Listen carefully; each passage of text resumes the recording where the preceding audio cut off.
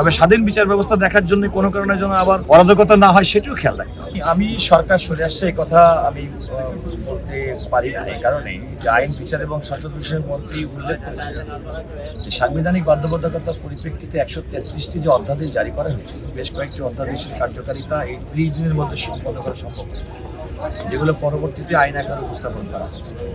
আমরা মনে করি যে বর্তমান যে গণতান্ত্রিক সরকার রাষ্ট্র ক্ষমতার দায়িত্ব আছে এবং পার্লামেন্টের দায়িত্ব পালন করছে এবং শক্তিশালী বিরোধী দল তারা সবাই সংসদের আলোচনার মাধ্যমে তারা যে সৌহার্দ্যপূর্ণ পরিবেশের মাধ্যমে বাংলাদেশের মানুষের জন্য যা ভালো, গণতন্ত্রের জন্য ভালো, আইনের জন্য ভালো, বিচার বিভাগের জন্য ভালো, নিশ্চয়ই তারা সেটি করবেন এবং আমি তাদের উপর আস্থা রাখতে চাই।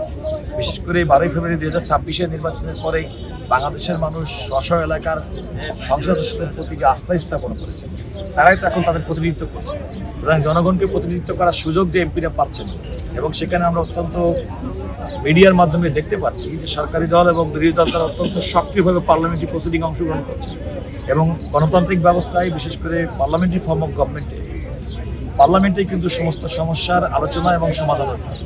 আমি তো মনে করি যে বর্তমান সরকার এবং বিরোধী দল পক্ষ তারা উভয়ই সংসদের মাধ্যমে আলোচনার মাধ্যমে বাংলাদেশকে এগিয়ে নেওয়ার জন্য কাজ করবে। এখানে নতুন সরকার, নতুন পার্লামেন্ট, সেই পার্লামেন্টে এই সমস্ত বিষয়গুলো ডিবেট হচ্ছে এবং আমাদের বিচক্ষণ সংসদ সদস্যদের প্রতি আমাদের আস্থা আছে। সুতরাং যারা রাষ্ট্র ক্ষমতার দায়িত্ব পালন করছেন এবং যারা বিরোধী দল হচ্ছেন তারা প্রত্যেকে দায়িত্বশীল।